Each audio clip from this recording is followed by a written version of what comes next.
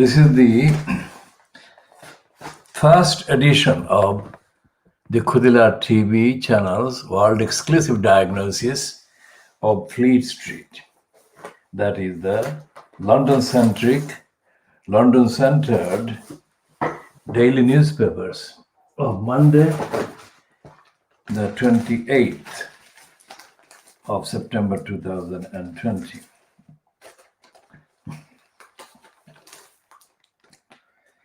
So there is this Guardian, which we didn't have until just now. The outlets that we use to buy the papers didn't have the Guardian. Either the Guardian is sold out or the distribution is not good. So the Guardian has got a plug on G2. It's an interview with Diane Abbott, which we shall not be discussing in this part. And we shall be discussing at length in another part in due time. But this is the front page that we want to focus on, the wording in that front page. It's about world leaders back 10-point pledge to halt destruction of planet Earth. That's a completely different kind of headline from the ones being run by the tabloids and the Boris graph that are showering up the image of Boris Johnson. And they're saying that, for example, the Beaverbrook poison paper that is always going the extra 100 miles to give Boris Johnson the benefit of the doubt and the benefit of the suspicion, if you like. And they're saying that he took to the world stage. Boris Johnson took to the world stage to defend the whole planet. That's complete, crass, ignorant, untrue, corrupt, and stupid headline. The last few days, yesterday, was part of the United Nations 75th anniversary. So, member states, he was not a world leader, for heaven's sake. Member states that are members of the United Nations are represented at the event or series of events, including the events yesterday. And the theme was something that others, not UK, not Johnson-fronted UK regime government, but other states, other member states, had already been working on. So this 10-point pledge to halt the destruction of planet Earth is, of course, something that has been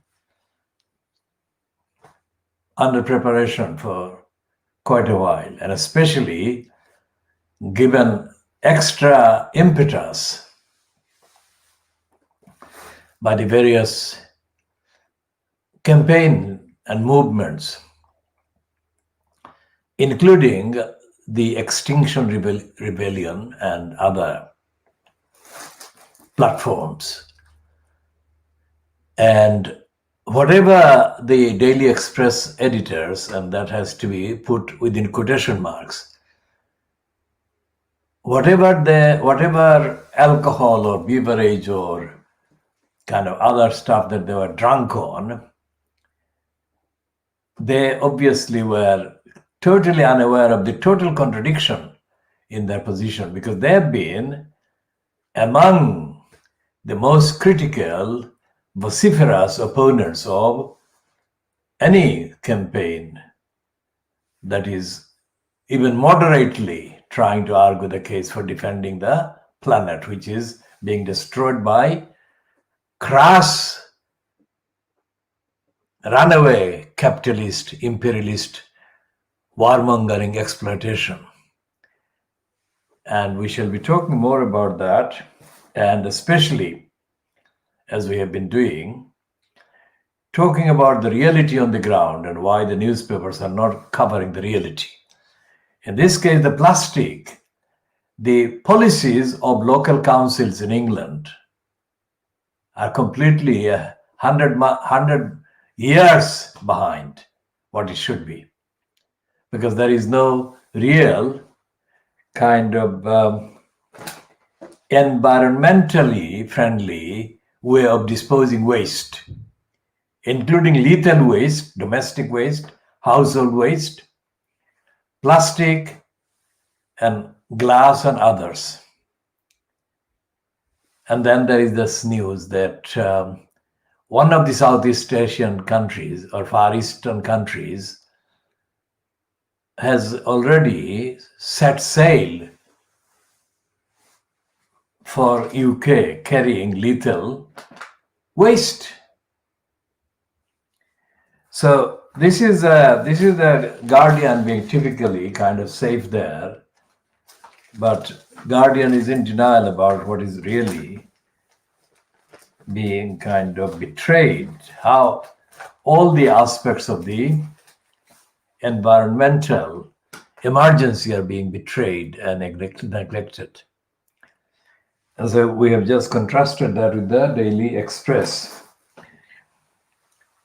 Before we go to the other headlines and other front pages of Monday, the 28th of September, 2020, this is the day that we have seen other kind of developments, if you like, or the updates from Bangladesh on the events following the gang rape of a teenage girl, married woman, in the highly respected college, MC College in Sylhet.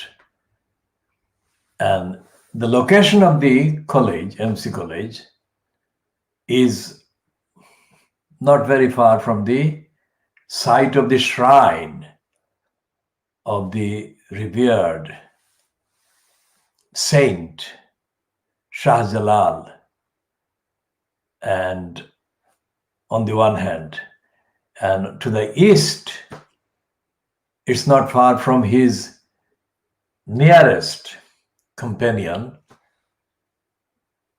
Shah Farhan. And so it is the worst thing to happen, and it is the worst location. Also, Bangladesh has got an airport, the main international airport,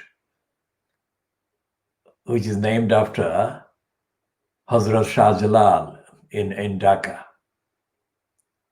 So, how is it that a saint who is so revered and respected, his vicinity, his neighborhood has been chosen to carry out the most sacrilegious violation of a young woman or a woman, whatever the age?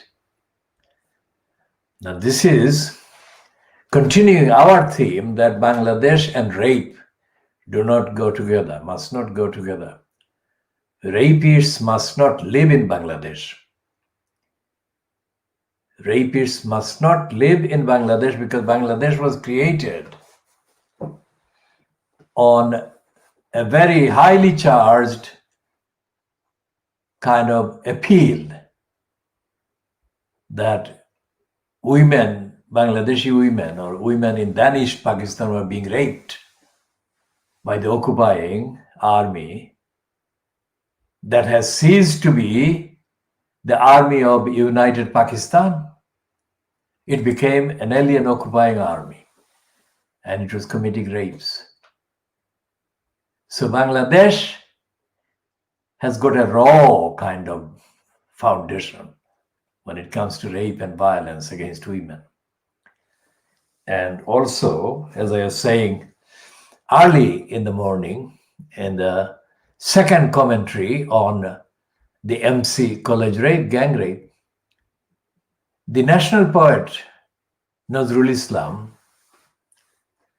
is the definitive poet for the voice of women.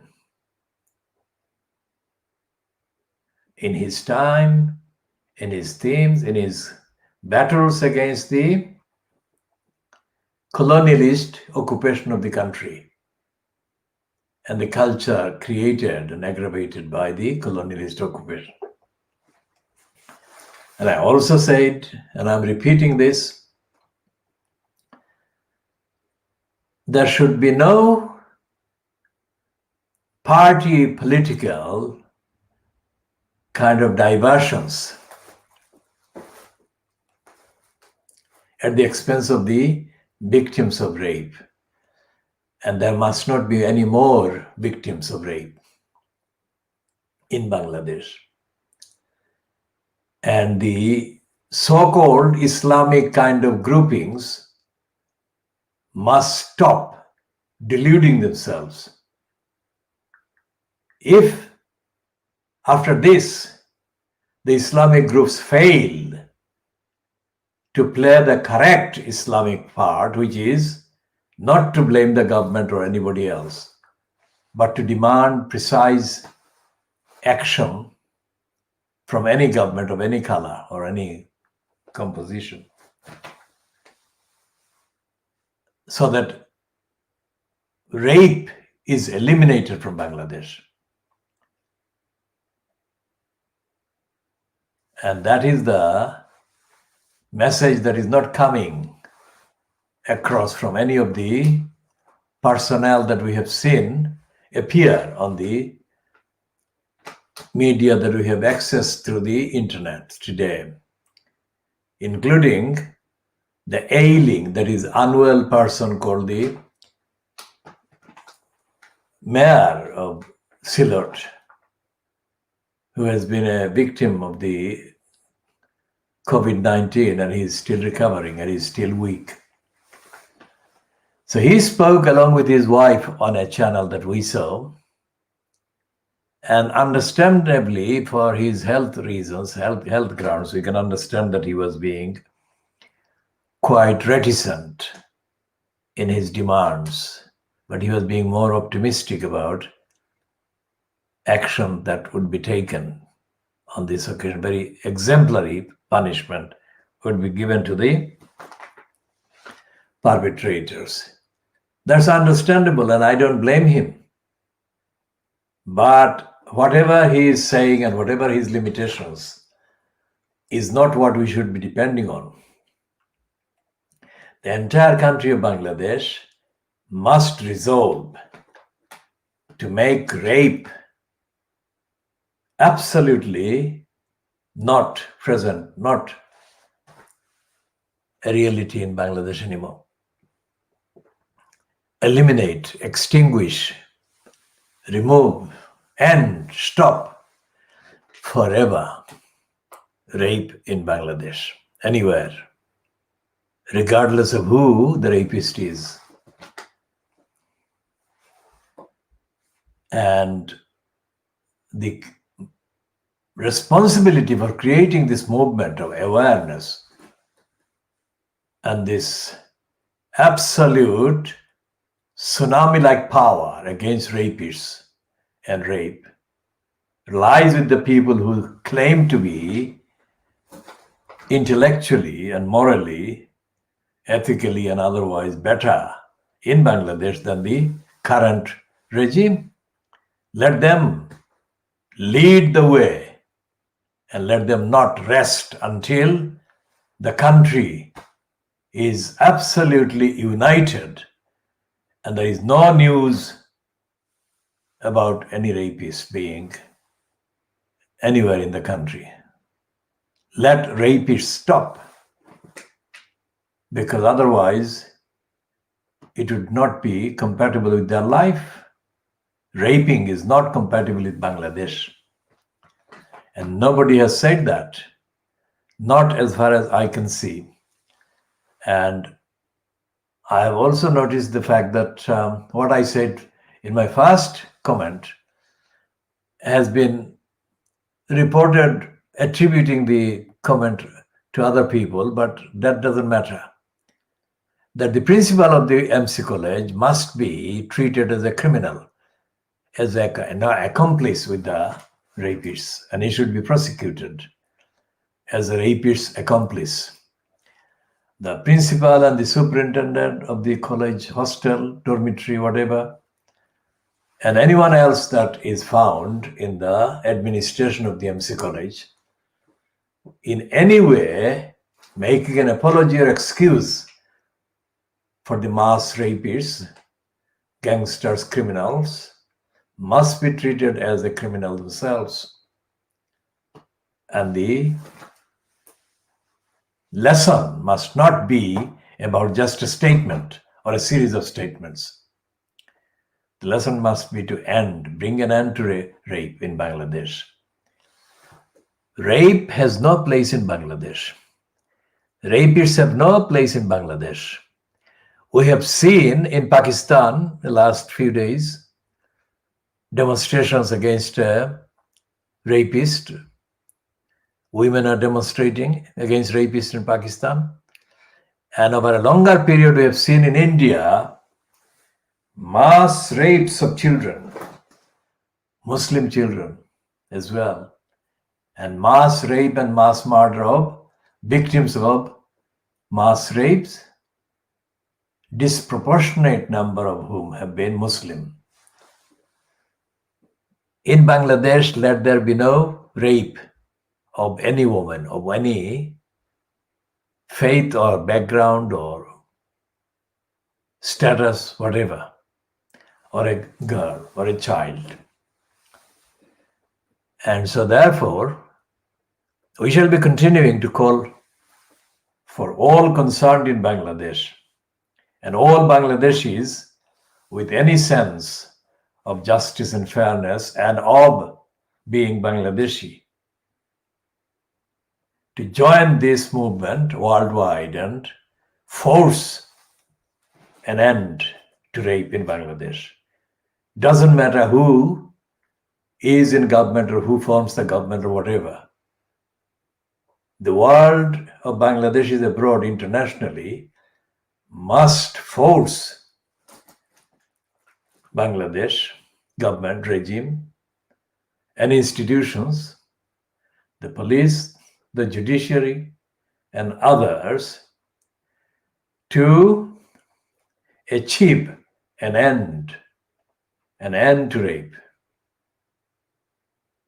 It must be treated as being more important now than the war of liberation, because war of liberation, if the Bangladeshi woman continues to be raped and violated, then the war of liberation loses the meaning. Let Bangladeshi womankind, whatever age, whatever faith or whatever culture, whatever background, let the woman be liberated in Bangladesh by being protected and saved and being defended and made safe in Bangladesh, everywhere, every time, wherever they are. Let that be the starting movement now. As I said, no comment that I have seen or heard or read about today, up to today, because the rape happened, the gang rape happened on Friday. So this is the fourth day. And nothing I have heard or read comes anywhere near saying what I'm saying here. And let this be imitated and followed and supported by everyone. I make no apology for this, and I shall be continuing to demand the end of rape in Bangladesh.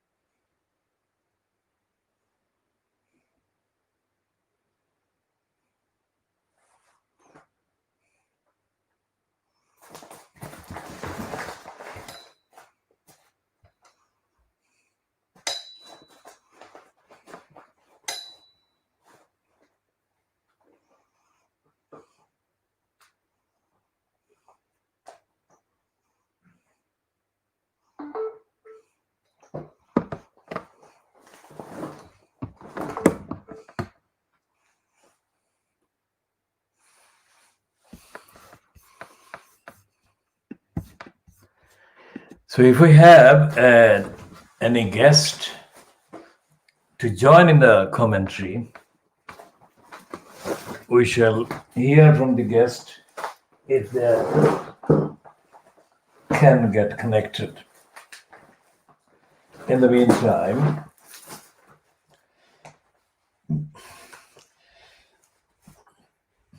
hunger of a different kind. And the Daily Star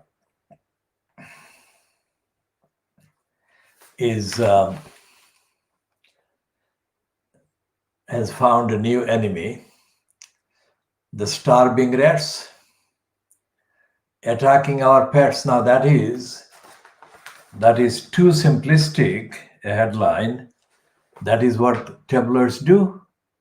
They're too simplistic.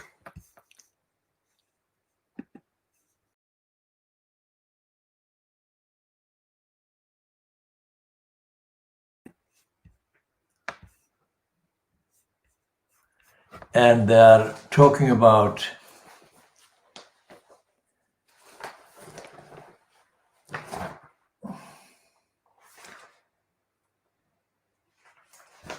footy pullout and the usual stuff that tabloids do.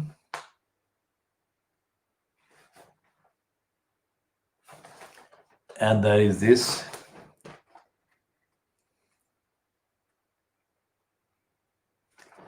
absolutely incredibly inappropriately displayed piece about Brits hit by £40 a year nuke tax, cash to pay for Sizewell. Every household could face a £40 a year nuclear tax added to their fuel bills. It would help pay for the controversial Sizewell C nuclear power station owned by French firm EDF. Next month, the UK government is expected to reveal the results of its consultations on a contentious funding surcharge called RAB, Regulated Asset Base. Construction at the Suffolk site is estimated to take up to 10 years and cost up to £20 billion. Steve Thomas, former energy professor of Greenwich University, warned, let's say the money is collected over 6 years and there are 25 million consumers. That means £40 added to bills. EDF said RAB had already been successfully used to finance the Thames Tideway Tunnel, London's super sewer. We have lots to say about the London super sewer and this Sizewell B, as well as HS2.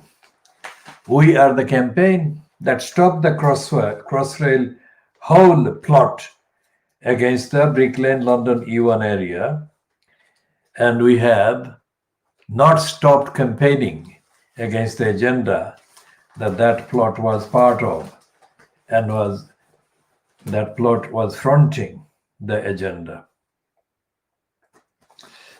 And the Daily Star is doing the typical tawdry tabloid stuff, doing sub-pornographic overhyping of women's bodies on every single page.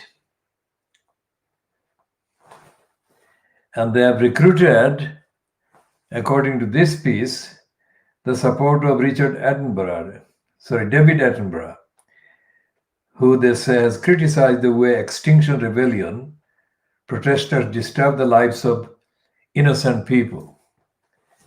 Now, there is absolutely no way that you can do any campaign to force an end to injustice, in this case, end to the attacks on the environment, if you leave the action to the imagination and you don't take any action, which is bound to affect people that are not directly involved in the campaigns, but have got various parts of their day-to-day living affected. If you are doing anything in society, then any campaign, any protest, any action in society is bound to affect people who are members of society. So their headline is not about the nuclear madness, but about the rats eating our pets. Now, this is not true because it's only maybe one or two cases. But nuclear is a billion times worse enemy than the rats. So that is where the Fleet Street tabloid idiocy is exposed once again. And you've got another attack by the Sun against Meghan Markle and Harry. That's the front page lead on Monday. How can that be the front page lead? If they cared about the people, they would not be putting that as the front page splash. And they're still continuing on that same thing on page 5. And they're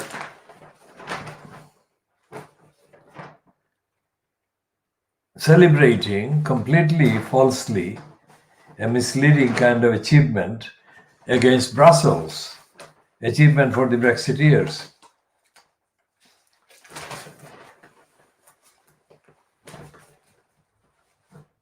And I got 2 pages on the New Zealand-born policeman who was shot dead at a Croydon police station. And there is 2 pages, pages 8 and 9, a call to shut down university campuses after COVID outbreaks.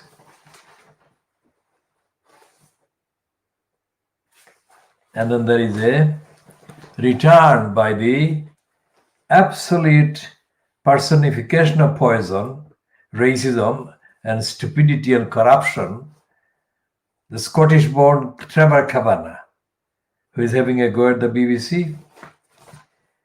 Now, the idea of the BBC. And they've got another one on page 11 of this scum. Now, this is actually based on the pieces that are contained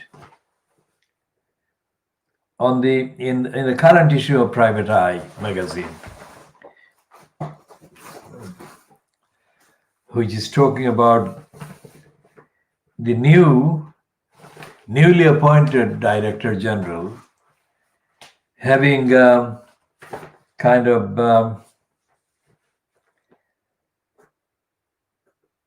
hogging the headlines at first by talking against the overpaid BBC kind of big names, has reportedly been signed a new 5-year contract with Gary Lineker. Now, Gary Lineker is the one that is featured in the Sun's anti-BBC kind of piece spread. And Lineker is on more than £1 million a year contract for another 5 years. And there is nothing in the Sun, this issue, there is nothing about where the failures are. They're just shifting the various headlines and inventing things to give Boris Johnson a gloss.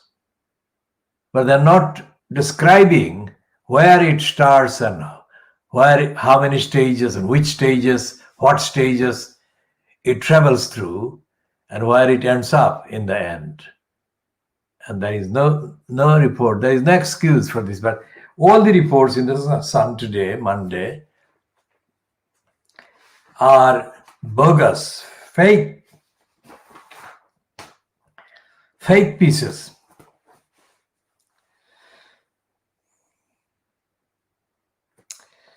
Including too many items, pornographic items about the very BBC's Strictly Come Dancing.